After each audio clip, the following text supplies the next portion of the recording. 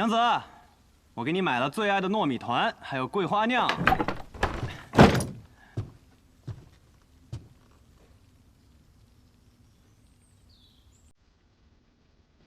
奇怪了，娘子这个时候也不会出去。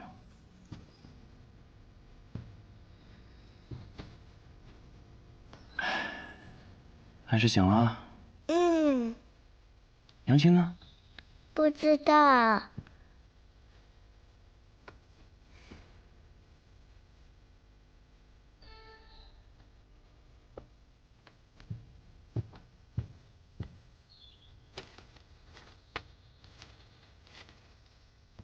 吾复夜云。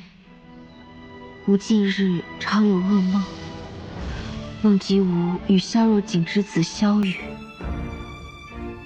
梦中萧若锦因吾之故迁怒于他，对其百般折磨。吾心中不忍，恰逢师兄派人前来，预祝吾将其从天启城中带离。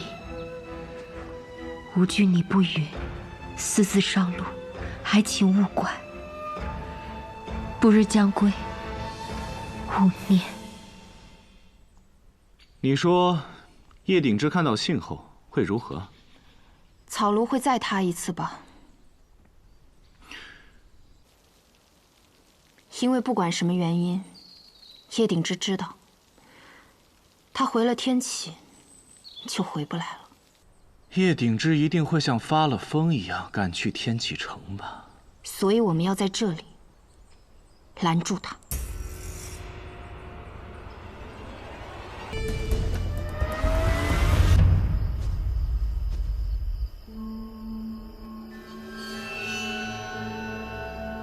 许久未见了。滚开！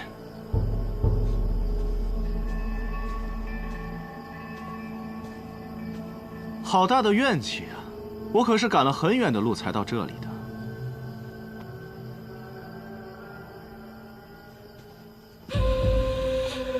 没事，找棵树在后面等爹爹，不要上前。去。好。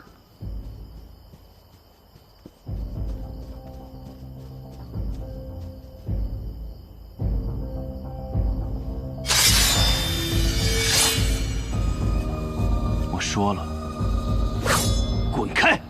哟，真生气了？好啊，那你就拼尽全力来杀我吧。只要你能杀得死我。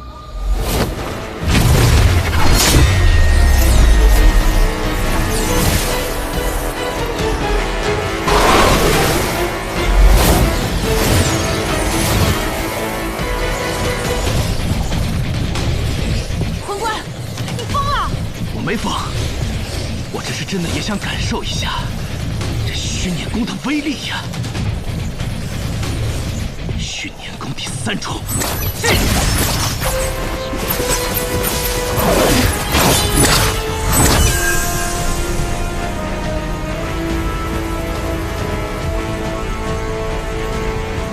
我不如你，没有什么天生五脉。我苦修这么多年，虚念功也不过才修至第3重，可就凭这第3重，足够我今日把你打趴下。生死印，真当自己是判官，能定我的生死？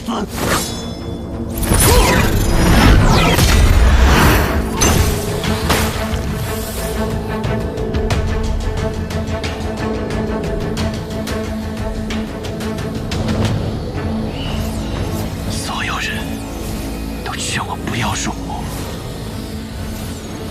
可这世道只有逼我入魔。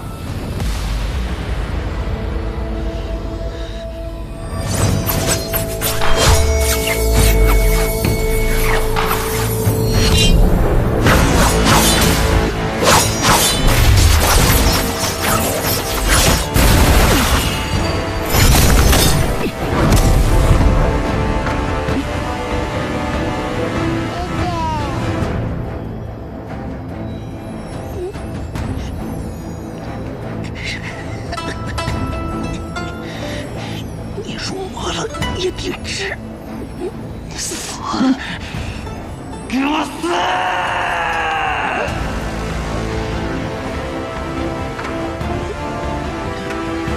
月清，飞离，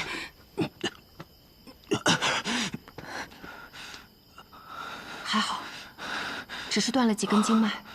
你胆子也太大了！以你的体魄，妄用虚念功会让你的经脉断尽而亡的呀！好不容易偷偷练了些，要用一次才尽兴。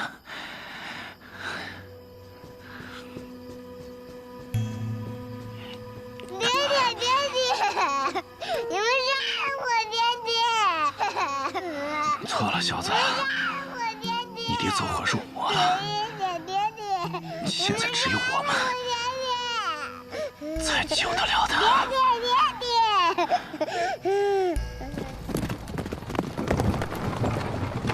云哥，你的好兄弟百里东军来了，还不速速给我接风洗尘？这。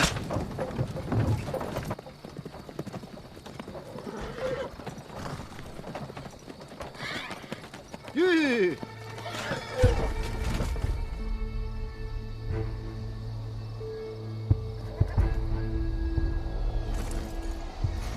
我们来晚了。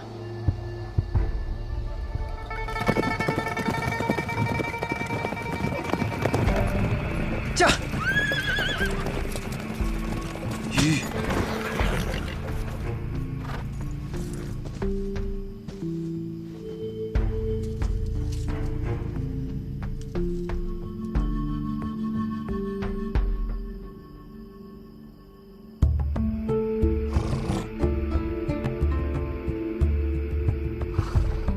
东君不好，叶鼎之被天外天的人带走了。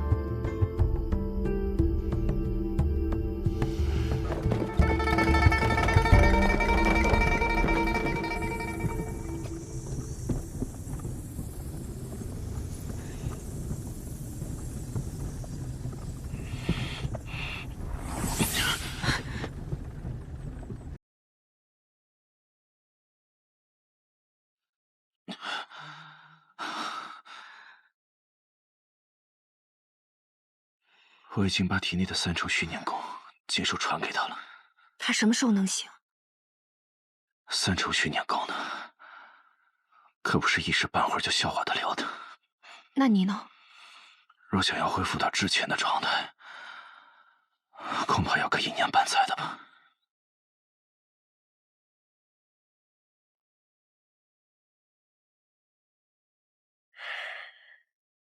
该死的李长生，当日暗中究竟对我做了什么？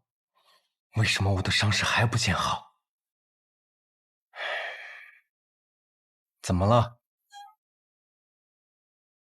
无作事，有从天外天来的人，快要进宣城了。来的人是谁？是魂官飞离，还有2小姐。不过看他们的样子，似乎正在被人追杀。是谁在追他们？是大小姐，还有百里东军。是镇西侯府那个百里东军吗？是的。好啊，很好。我正想要去找他呢，当日在天启城没能把他杀了，让李长生那个混蛋折磨的我好苦啊！这，瑶儿，前面有一座城，我感觉他们应是往那座城去了。宣城，酒喝了钱未付，这缘分就断不了。走了，这。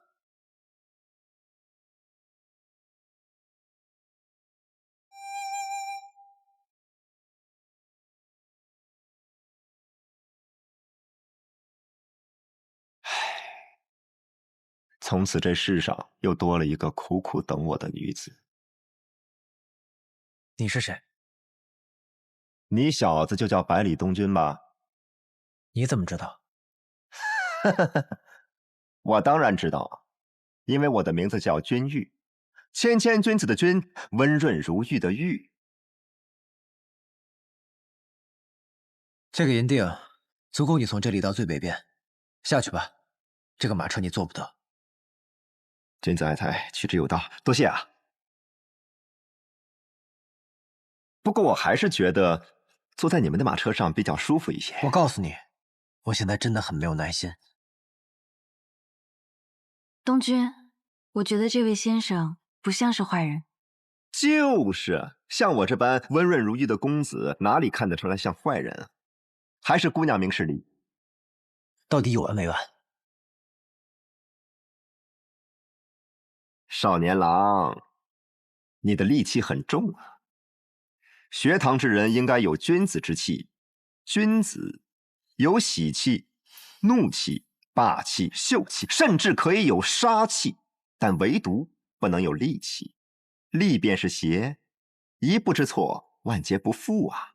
听先生所言，想必也是学堂之人。我曾受过学堂之书，却未曾进过学堂。那就可惜了，不然在天启城里，还有个女子痴痴的等着先生呢。嘿嘿嘿，别叫我先生，谦谦君子，温润如玉吧。你看你这身行头，哪里谦谦公子，哪里有温润如玉了？君子有形却忘形，心有玲珑便如玉。这位先生确实当得上一声君子，可至于这如玉，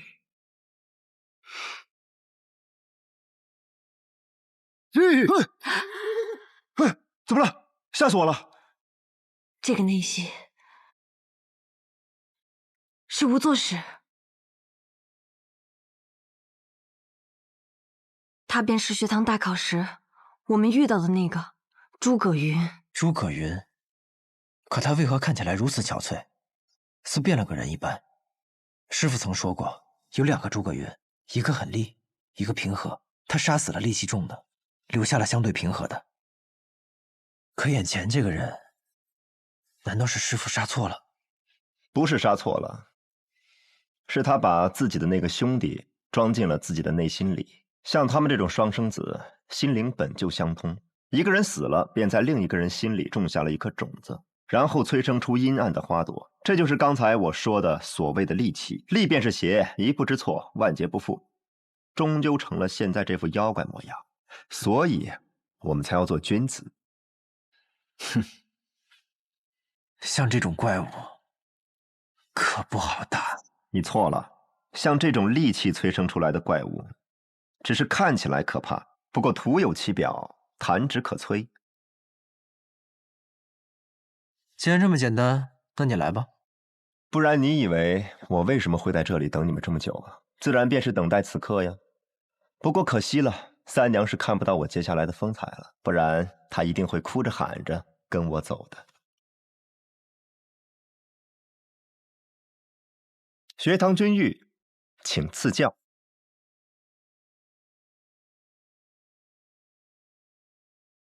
我等你们很久了。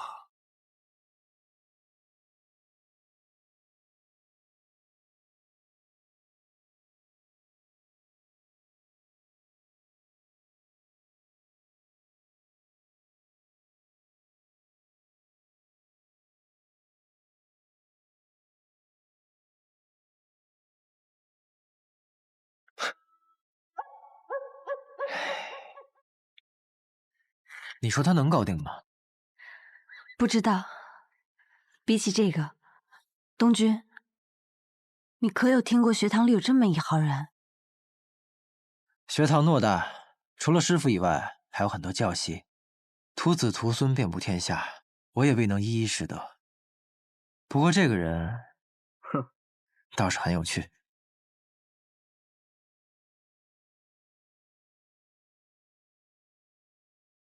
你看清了吗？这个无作使比以前更厉害了，像是凭空出现一样，摸不清门路。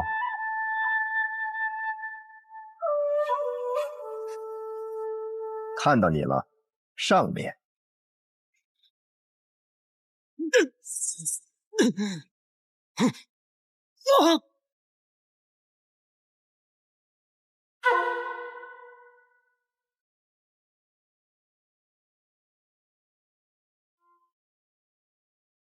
诸葛一族的奇门遁甲，我曾有幸见过正儿八经的。不过说实话，像你们北阙的这一旁支，的确是不入流。哎，别躲了，下面挺闷的。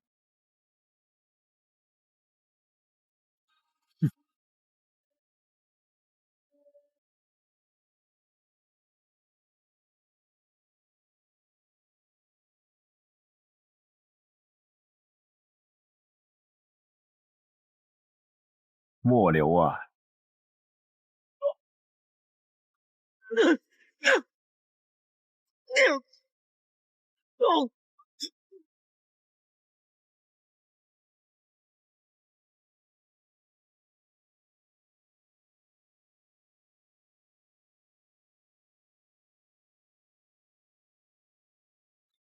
我心有浩然气，手是君子拳，奇门遁甲，何处奇何处遁啊？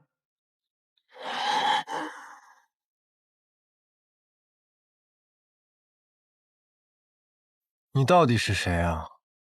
我说过我叫君玉，诸葛无成，你还真是如你的名字一般一事无成。你为何会知道我的名字啊？哼！我和诸葛青山喝过酒，和诸葛柳花下过棋，走过诸葛洛的八卦阵，睡过诸葛云真正的鎏金床。你说我为何会知道你的名字？小师弟，现在我想使用一套剑法，可手上空空如也，缺了一柄好剑啊！什么？小师弟？哈哈哈哈哈！你入门的时候难道没有拜过我的画像吗？倒是没有。这个老混蛋师傅竟然忘了啊！算了，不和他计较了。我就是你们这一代的学堂大师兄。大师兄？你没搞错吧？不信，打过你就信了。不过这倒是师傅留下来的规矩。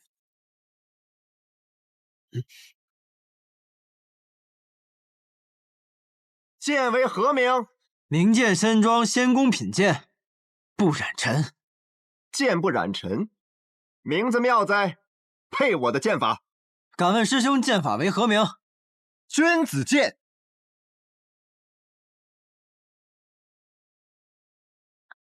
还真是位妙人。是啊，我们学堂的人不都是这样吗？哦，臭屁！自在，天下无双。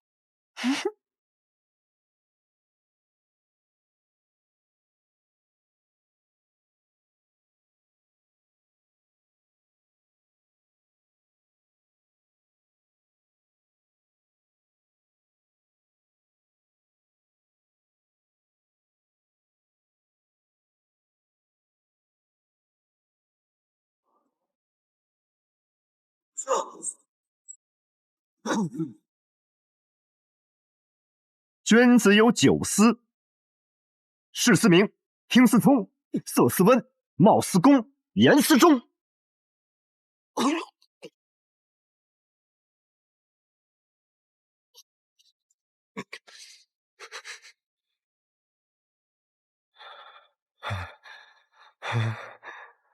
血，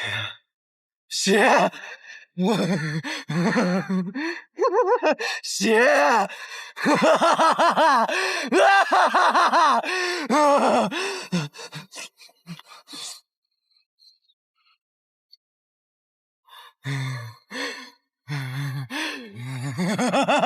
血，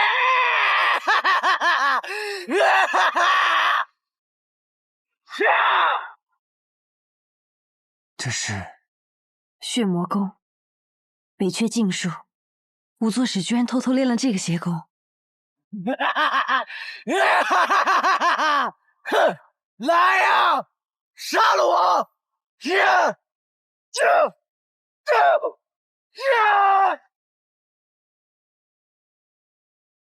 这就是你的君子剑，太慢了。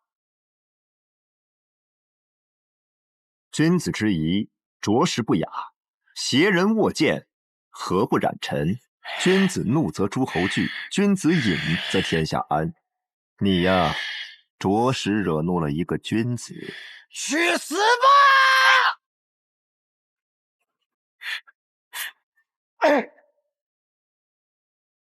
我是学堂大师兄，是这天下间最接近先生的人。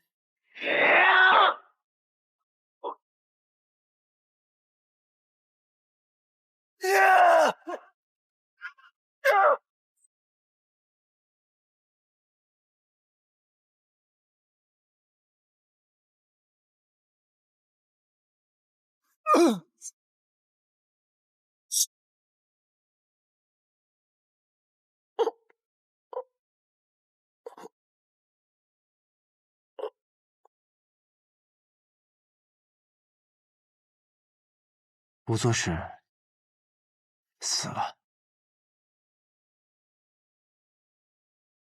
大鹏一日同风起，扶摇直上9万里。一个人怎么可以胸有如此豪情万丈，文笔却又如此秀美如画？师傅啊，我真想去会一会你这位诗仙朋友啊。灵魂不曾被熄灭，挥舞起这份热切，即使终于烟雨裂。花开山海，遇见他来强呼唤，风吹云残。可惜呀，倒是有几分能耐，只可惜吓不住我。置身事外，谁人能明我孤单？哎呀，许久没有出手了，可我的剑法还是一如既往的冠绝天下。大师兄，你要去哪儿？师傅让我来帮你一程，剩下的路你还是自己走吧。这茫茫人海，还有许多姑娘没有见过我，我得去见她们。此行无终点，他日难相见。二位，珍重了。师兄不是要往北行吗？那千里荒原，万里冰川，不看了吗？等等我，咱们还是同行吧。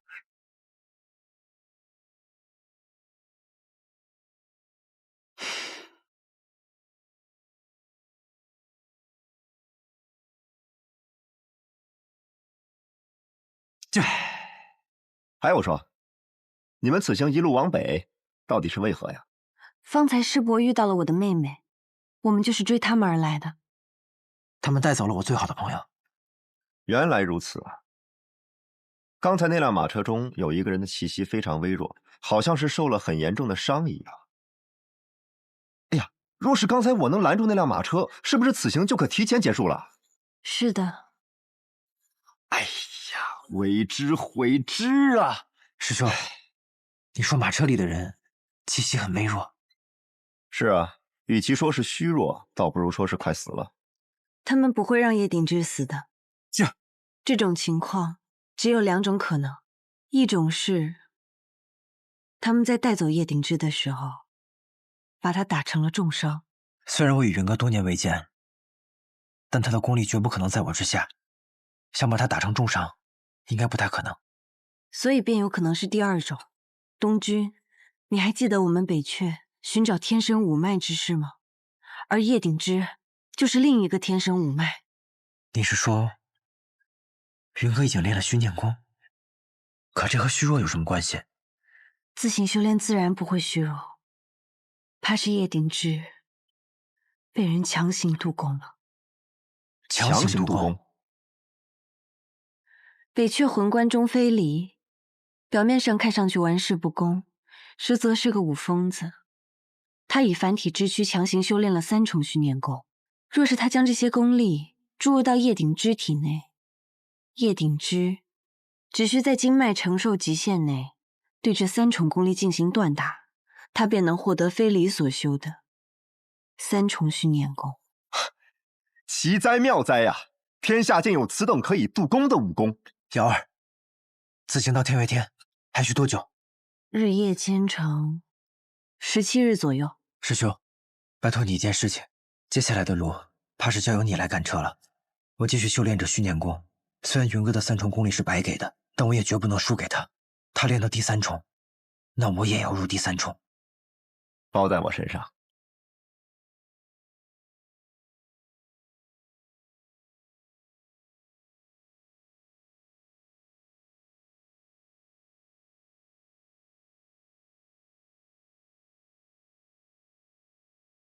姑娘稍等，我这就回去禀报副都头，他一定会带着小殿下尽快赶到这里的。多谢。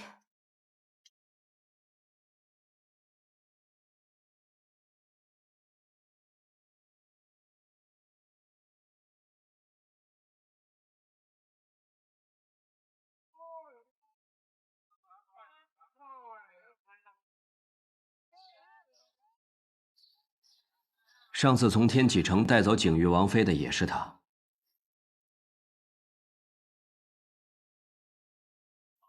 看起来很普通啊。可就是这么一个看上去很普通的人，却是天外天的破关。他很厉害吗？北阙移民，甚至连我们白小堂都很难探到他的消息。你说他们为什么会对景玉王妃感兴趣，还如此大费周章地将她送走，然后又将她送回来？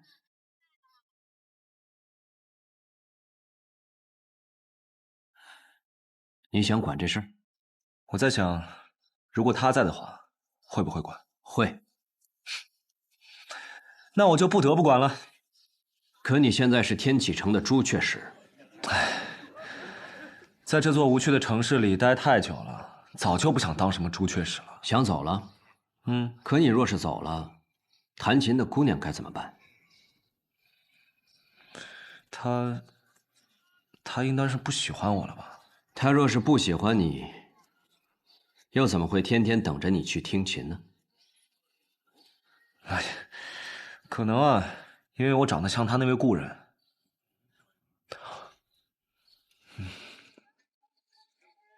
他怎么来了？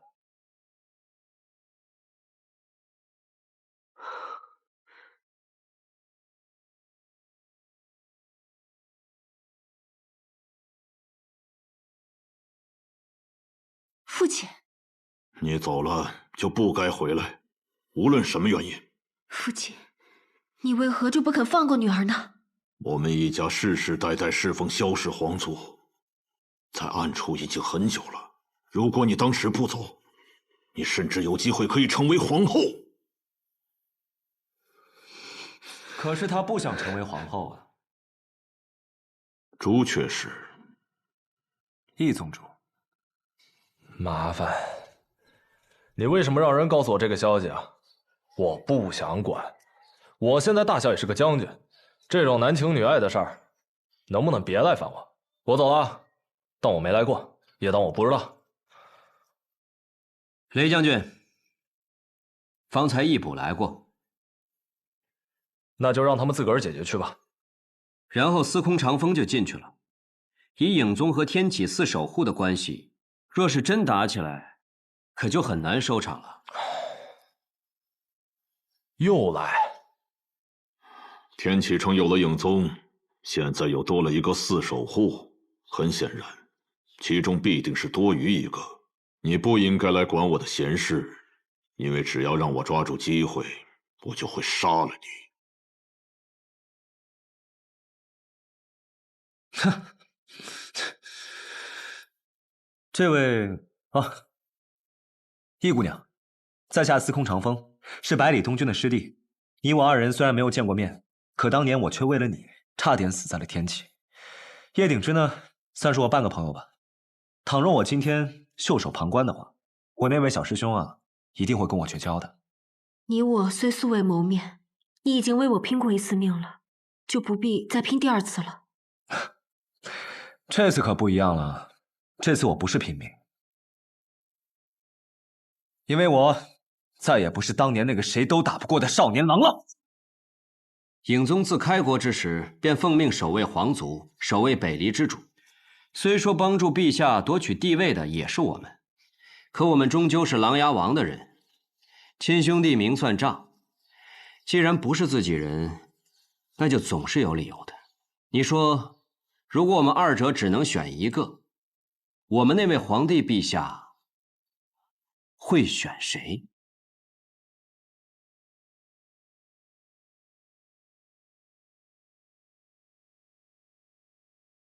雷将军，现在动身去拦，还来得及。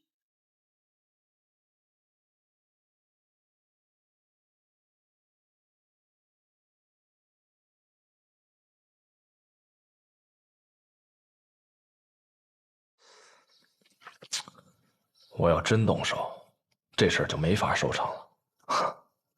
那你准备如何？哼，司空长风，招！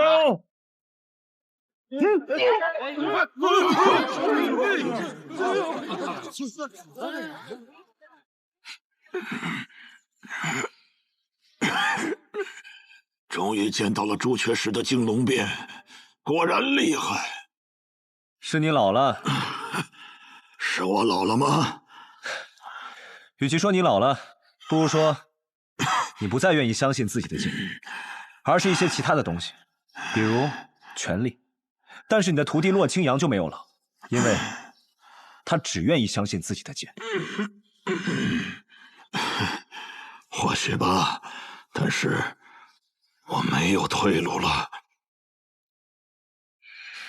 冥顽不灵。真是一柄好枪啊！师傅说过，这小子以后是可以做枪仙的人。又有人来了。宫里的马车。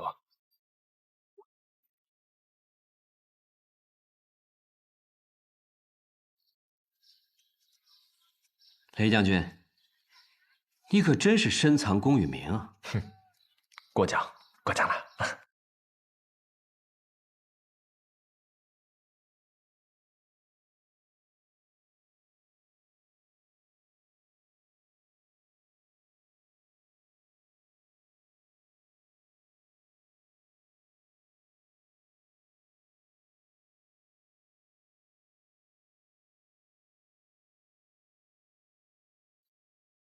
大剑来的可真是赶巧啊！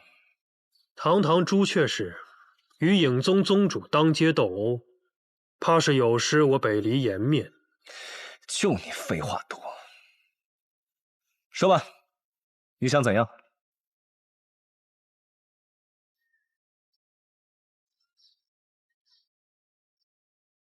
宣妃娘娘，陛下遣奴才护送娘娘回宫。宣妃，我不喜欢这个称呼。恭迎娘娘回宫。哼，素闻你是和洛清扬比肩的大内高手。洛清扬那老家伙呀，任凭我嘴巴说烂也不愿意拔剑。那今日，就你来和我过过招。还请朱雀使注意自己的身份。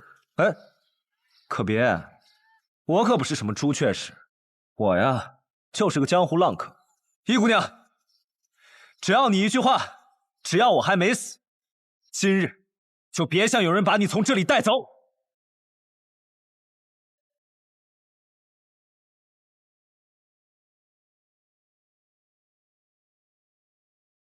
真打起来怎么办？大不了让老七来收拾场面吧。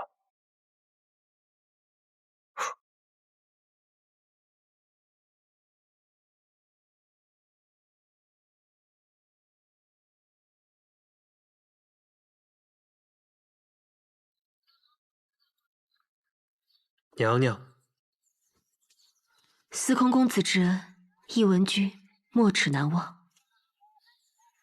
易姑娘，你可想清楚了？我被困在这座牢笼里太久了，我很清楚他有多么厉害。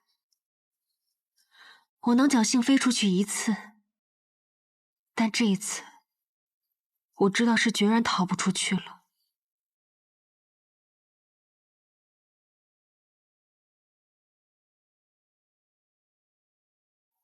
司空公子，到此为止吧。你们为我做的已经足够多了。人生在世，要的不是足够，是不后悔。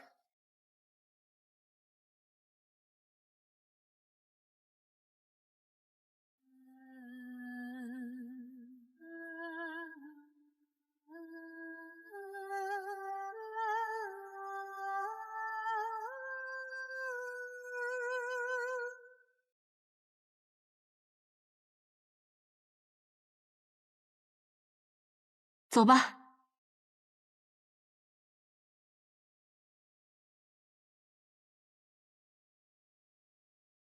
恭迎宣妃娘娘起驾回宫。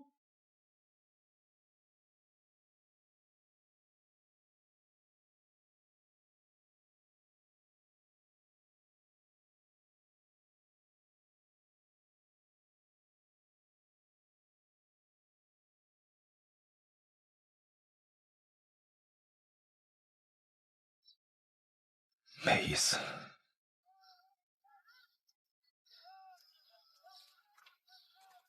他这么做就是为了保护你。他要是点头了，恐怕连你都没有办法安全的离开天启城。方才易姑娘的最后一句话是什么？她说：“走吧。”那便走吧。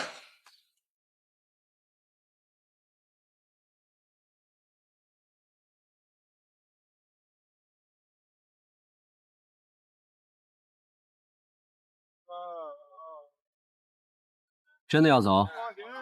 是啊，我又不属于这里，真不去道个别？唉，不去了。可你不是说过吗？人生在世，要的就是不后悔。谁说我会后悔？毕竟我们还那么年轻，天下又那么大，谁能知道我们还会不会再见面？可你说你自小流浪，没有上过一天学，可为什么有时候说话却这么有诗意？因为我曾经遇到过一个穷酸秀才，他呀就很爱说这些酸话。那这个秀才一定很有趣，让你过了这么久都没有忘记。是啊，他叫君玉，他跟我说过，他以后一定要闯荡天下，绝对不会错过那位痴痴等他的姑娘。马夫，叫好了。谢谢。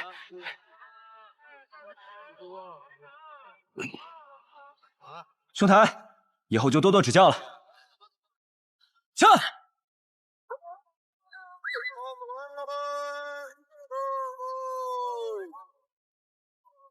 司空长风，君玉。哼，这缘分有趣。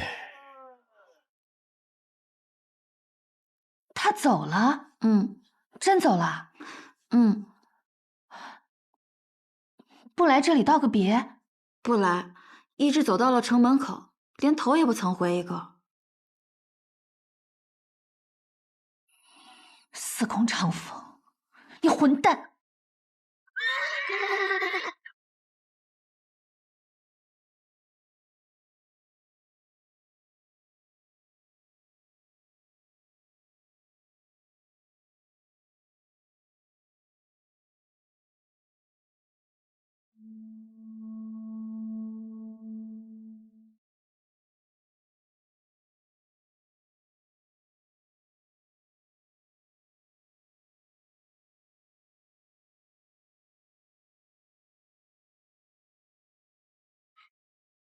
姐姐，你醒了？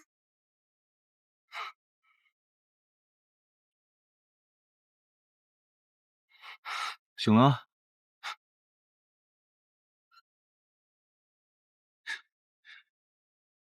这是哪儿？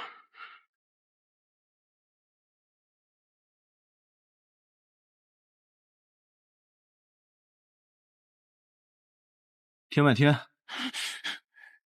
什么？不然你想去哪儿？自然是天启。就你这身子还想去天启？若不是我们救下你，你早就被魔气吞噬而身亡了。魔气？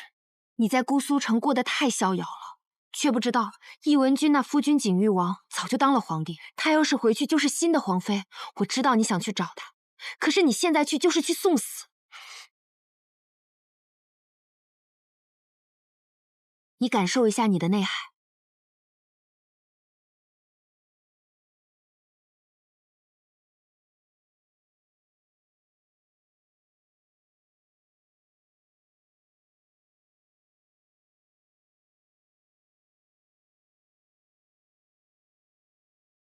这是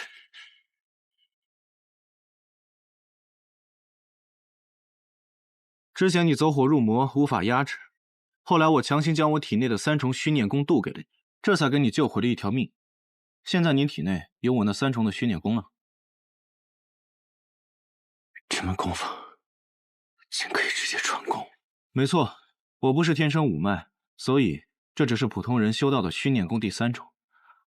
但你不一样，你有天生五脉，若是修炼，远不止此。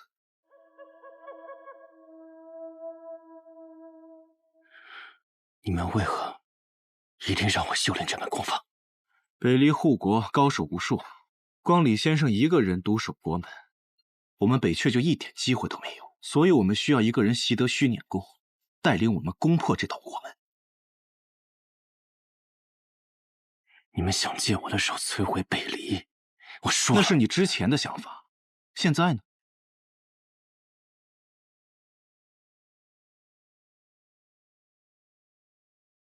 传说魔仙剑是100年前一位剑仙向魔神献祭换来的剑法，叶鼎之，与其向魔神借力，为何不自己成魔？若你能修得此虚碾功，这小小的魔仙剑又算得了什么？届时天启城没有人能拦得住你，哪怕李长生亲自出手，也未必是你的对手。你的家仇可以报，你的妻子会回来，过去所有的苦难都不会重现。北离待你如此，这世道待你如此，难道你还要做这种无谓的坚持吗？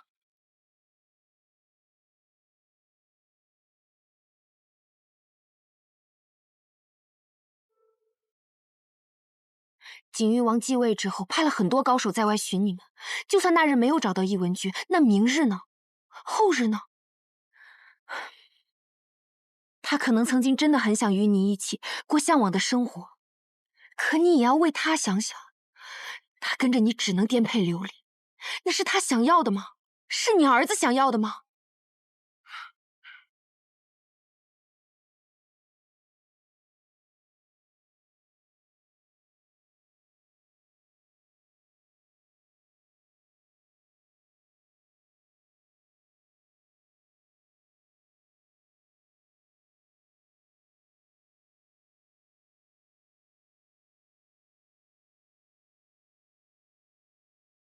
那你们现在想要如何？带你去狼岳福地找我父亲，只有他能传授你剩下的功法。好，多久能到？小1个月吧。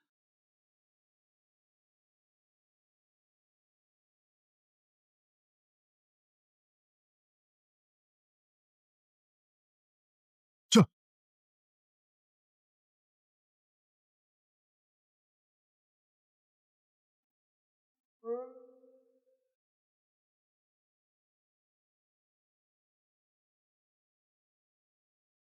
东君，你醒了，怎么样？我做了一个很长很长的梦。你方才是不是做噩梦了？梦到什么了？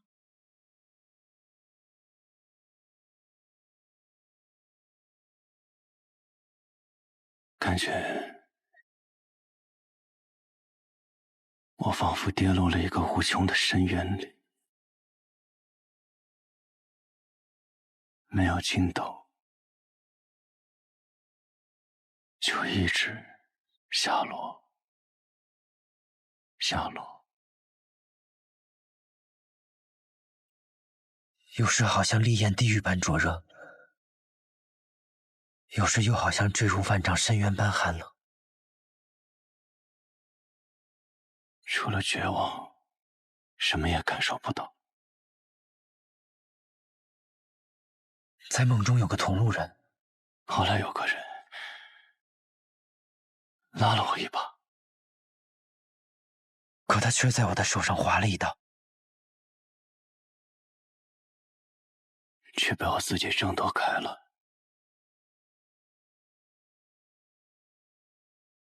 他是谁？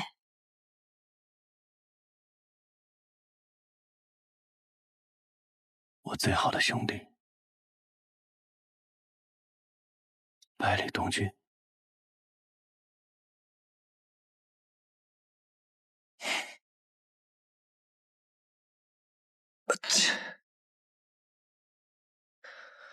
怎么突然这么冷？哈哈哈哈！当然了，小师弟，我们现在已经到了极北之地了。来，哎，师兄，快把帘子拉上！你这是要冻死师弟啊！哦哦。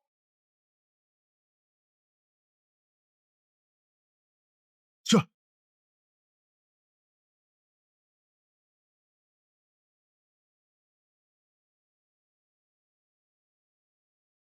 你刚才运功时真气澎湃，我怕你体内真气散不出来，也就没给你披上。怎么样，好点了吗？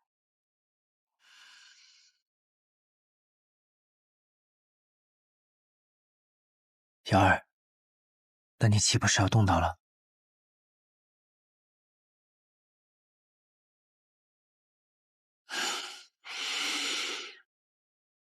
我们一起盖吧。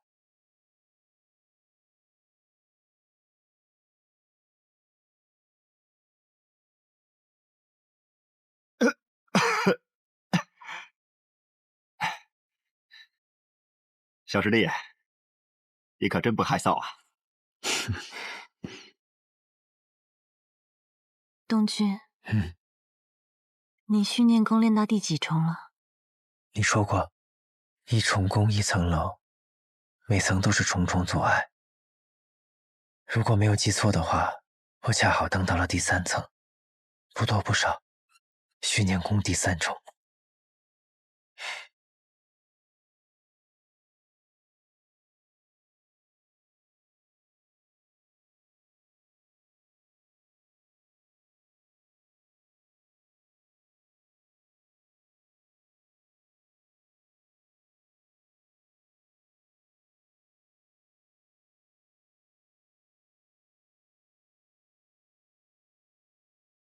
这就是天外天。魂官，你先带孩子进去，用内力给孩子御寒。我和叶鼎之直接去狼月府邸找父亲。为何不能一起？虽说是福地，也不是谁都可以去的。那边是比这还要可怕的一片冰原，再神勇的马也会望而却步。我们只能徒步前行。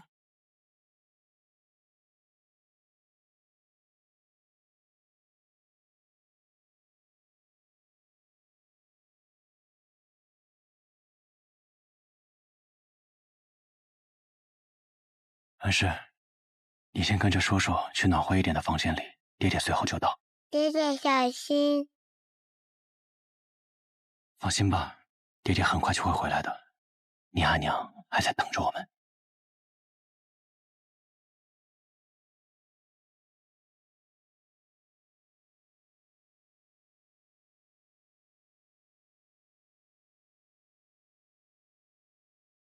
无相尊使，这位就是你们天外天如今的掌事人吗？吾相在此恭候叶公子的到来已经许久了。在下叶鼎之。尊使，外面的事情就麻烦你了，孩子也请照顾一二。去往狼月福地途中不乏危险，请二位务必小心。多谢。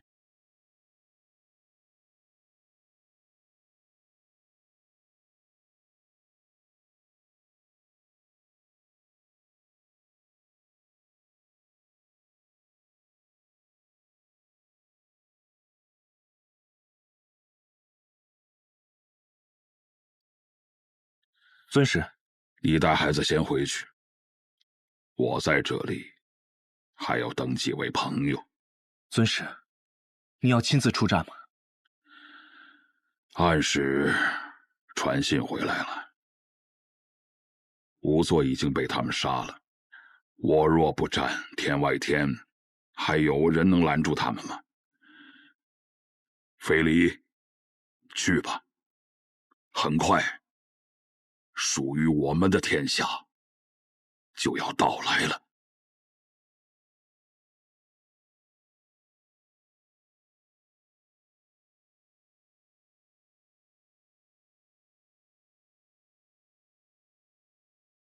就要到了，他们必是直接去了狼月福地，那里马车无法行进，再过一会儿，我们就要下车徒步过去了。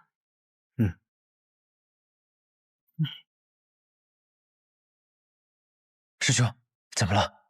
小师弟，不是师兄我想停啊，喏，前边有个拦路的。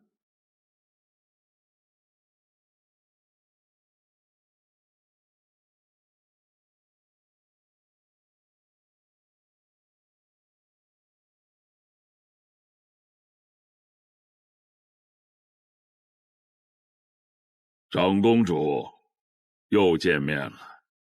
上次未能同你说的话，如今一并说了吧。尊使为了自己的权利，欲我去使如今终于能过上安稳日子的天外天百姓为你卖命，你夜里心安吗？在我看来，这才是让北阙走向真正的覆灭。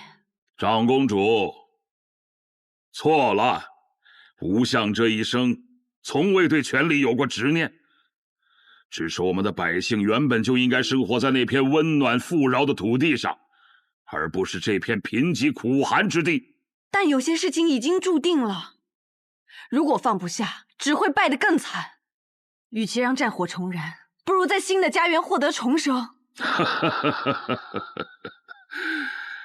败，跟国主出关重临北离，到那时这世上没有比他更强大的存在。长公主，难道希望自己的父亲一直沉睡吗？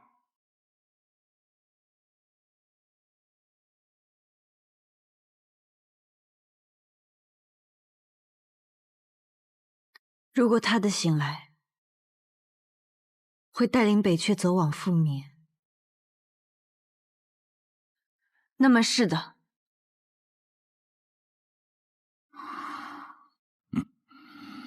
唉，又是一个入了邪道之人，只不过这个家伙要难对付的多了。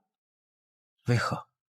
那个吴作使入了邪道，只不过是徒有其表，不堪一击，而这个相使，他连心都入了邪道啊！他的心坚若磐石，他认定自己做的事情就是正道。这样的人才是真正的难产，因为他有信仰，而信仰往往能够驱使出更强大的力量来。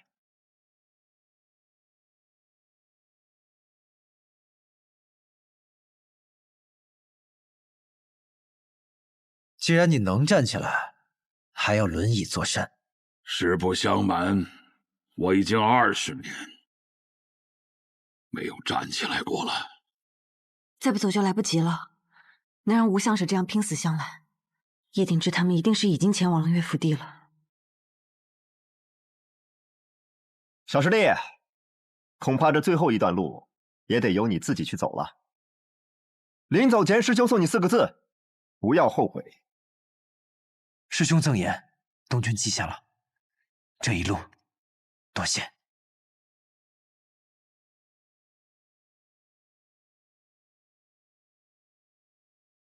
你就是杀死吴作的人吧？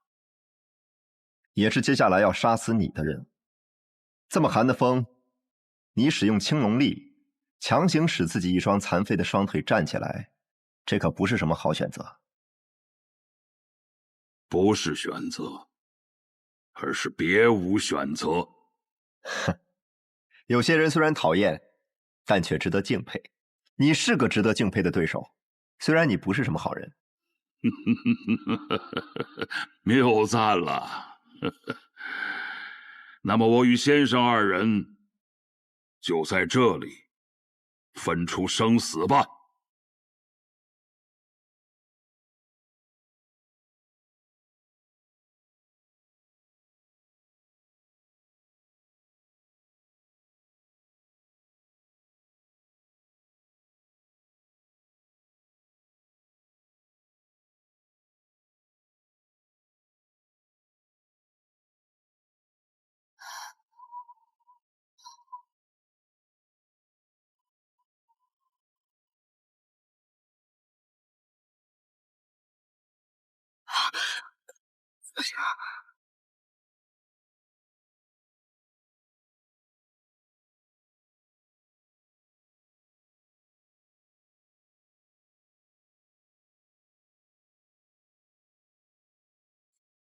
这片冰原，没有人能走得出去，它就像是没有尽头一样。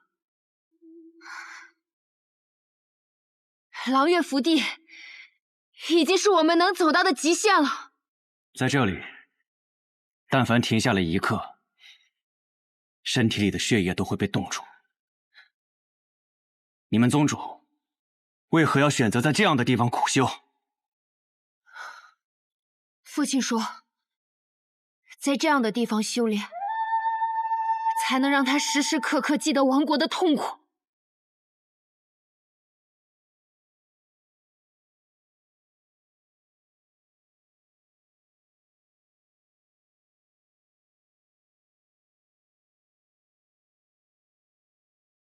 你父亲的执念可真是够深的。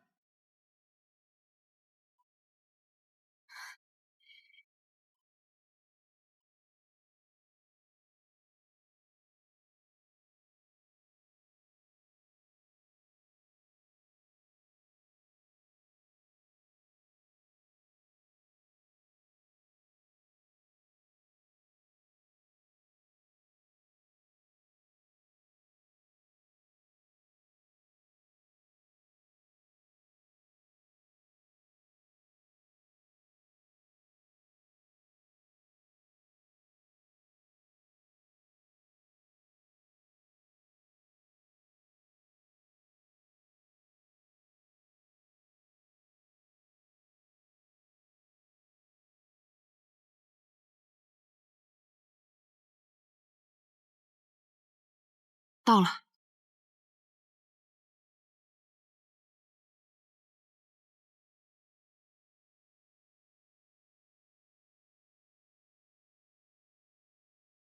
这门怕是有千斤重，光凭蛮力可打不开。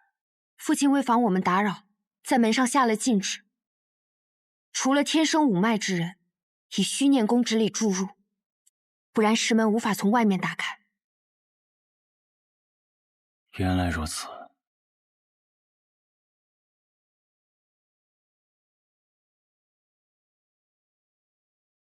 里面的人根本就不知道我要来，他不打开门出来，可你们却真的很想见他。我是不是就是那把钥匙？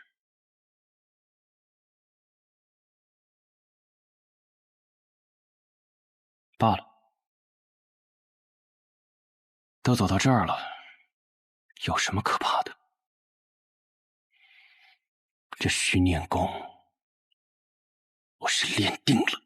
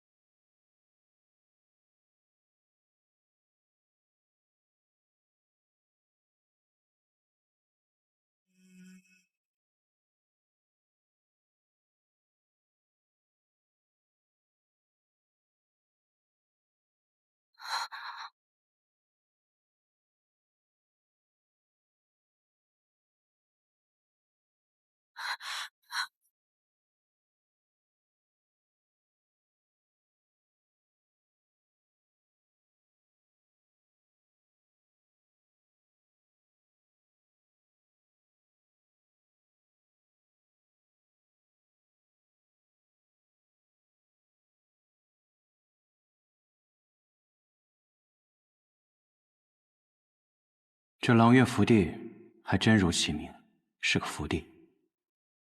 这洞下因有地热暖泉通过，所以即便外面天寒地冻，这方小天地却是温暖如春。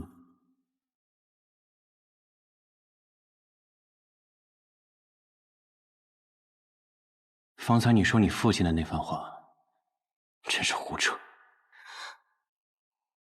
我也没有真正进入过这狼月福地，想来父亲是有别的苦衷吧。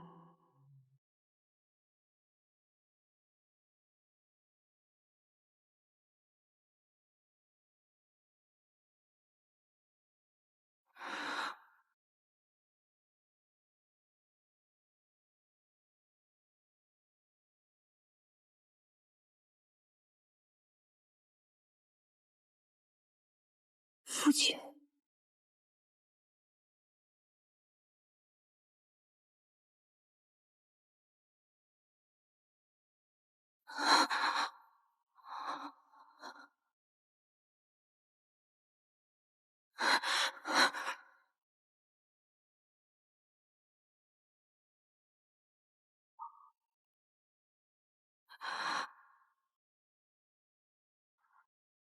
父亲，父亲。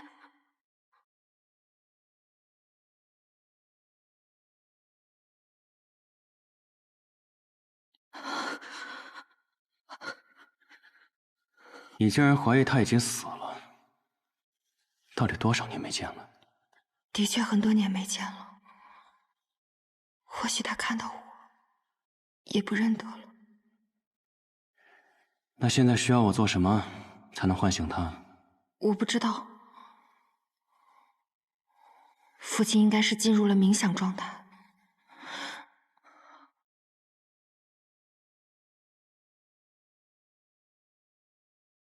父亲，我是青儿，青儿来看你。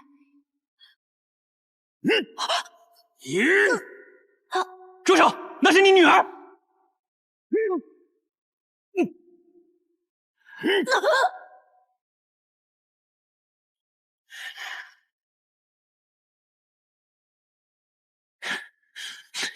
父亲，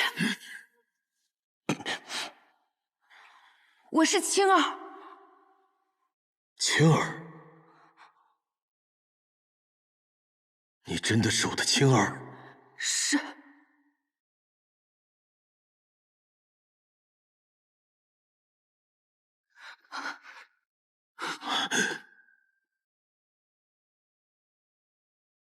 你怕我？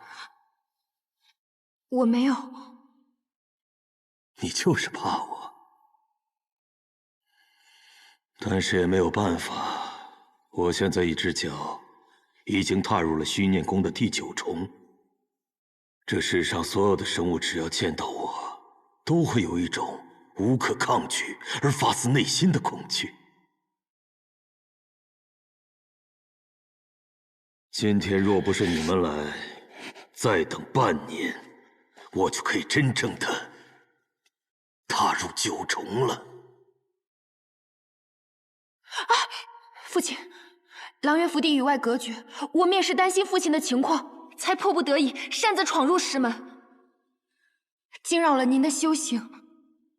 青儿该死！不，你不该死。你是好孩子，因为你给我带来了一件不一样的礼物。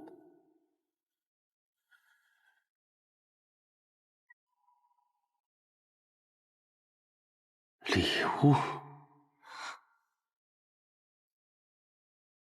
我没想到这个世界上除了我之外，居然还有人修炼此功。你年纪轻轻，居然已经到了第4重。4重功力？难道这么短的时间内，叶鼎之竟然又破了1重？今天，只要吸了你的功法，我就可以不用再等，直接破境了。所以你找我来，就是为了这个？这么说来，一切就通了。文君的事，也是你们安排的吧？就算我们不找你们，萧若锦也不会放过你们。不过你放心，易文君，他不会有性命之忧。青儿，你可是喜欢他？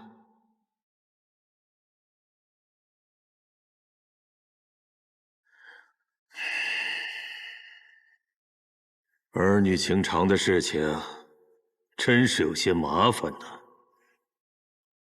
年轻人，你只要顺从一些，我看在我女儿的面子上，可以留你一条性命。凭什么？就凭你是曾经的北阙国主？曾经这2个字未免刺耳了点儿。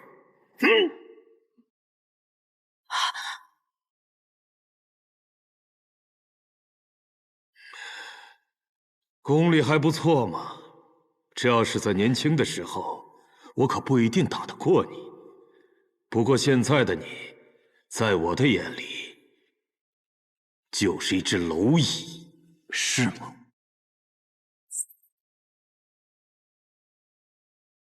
虚念宫，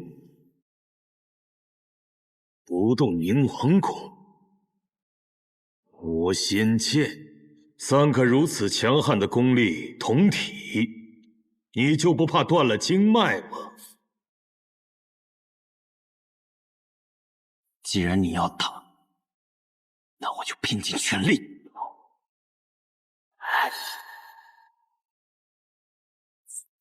昔日有人将毕生功力凝于13剑中，用此13剑踏遍南绝，一剑一高手，让整个南绝为之震动。他就是我师父羽生魔，一剑关尽天下业。师父，这13剑你若在泉下看到，可别说我糟蹋了你的好剑法。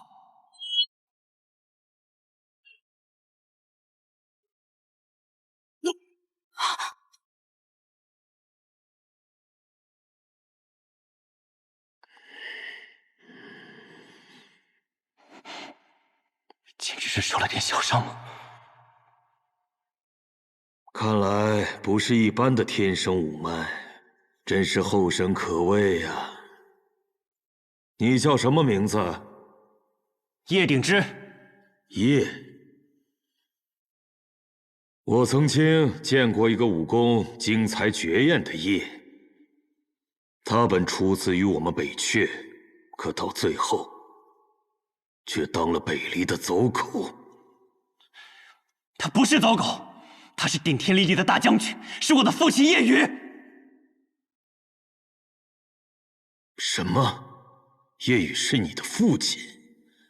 好，那今天就先到这儿吧。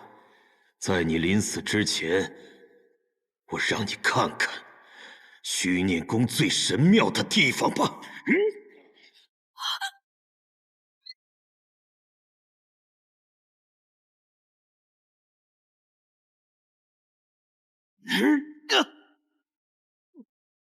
从今以后，我就是天下第一！云哥，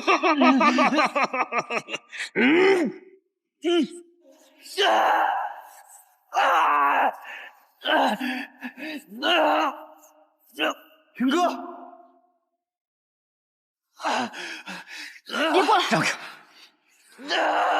姐姐，父亲，是我是瑶儿。瑶儿，你是我的瑶儿。父亲，停手吧，一切都还来得及。这么多年你没有见到我，一来你就要阻拦我吗？姐姐，就差一步了，北阙这20年来的筹谋就差这一步了，有可能就因为你此举功亏一篑。姐姐，你3思了，如果不阻止父亲，才是真正的害了他，害了北阙。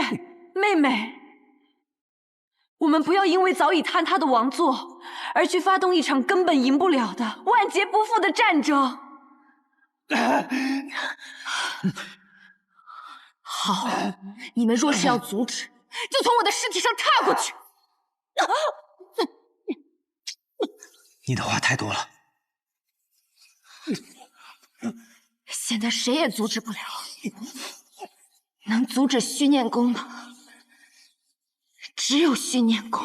巧了，我也会这破烂功。哼！你是谁？女婿。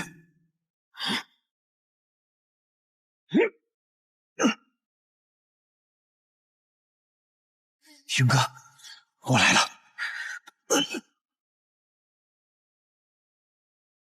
唐云，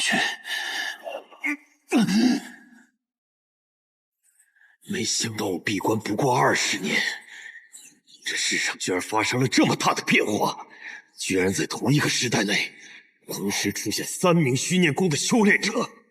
好，我今天要将你们俩的功力全都消纳了。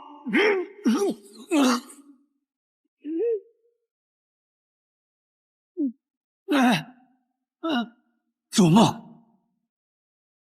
大河之水，天上来！东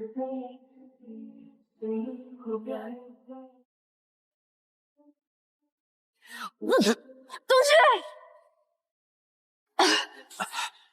瑶儿，姐姐，没有用的，这不是我们能阻止的。你们死定了！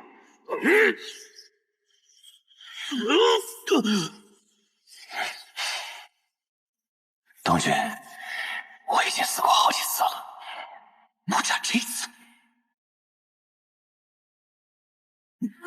云哥，都来！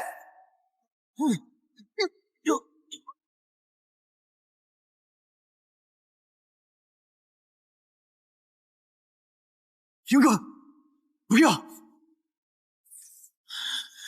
这样你会死的，你听见没有？还来！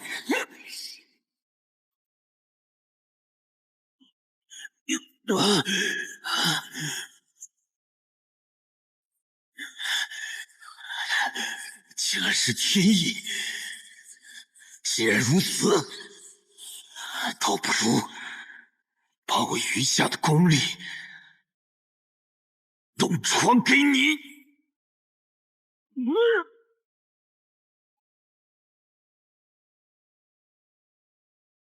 岳风城，你疯了吗？云哥，云哥，不要啊，云哥，快停下来，你会没命的。谁在叫我？快停下来，云哥！是东君。云哥，你醒醒，不要被迷惑了心智。云哥，快回来呀，云哥！回来，回不来了。我的家人死了，师父死了，妻子也被带走了。这个世界没给我攒下半点善意，那我也决定不再报以善意。百里东君，对不起啊！父亲，父亲！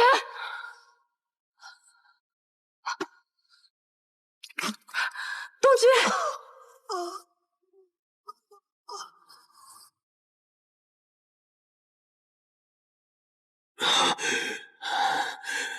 三个人的力量，他竟然做到了。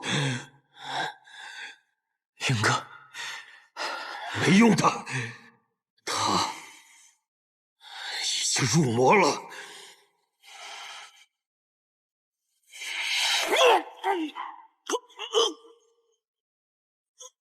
你岳鼎之，住手！得死！云哥，云哥，停下来！停下来！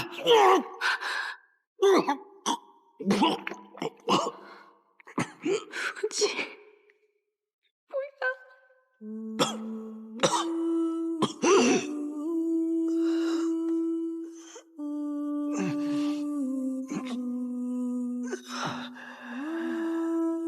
东君。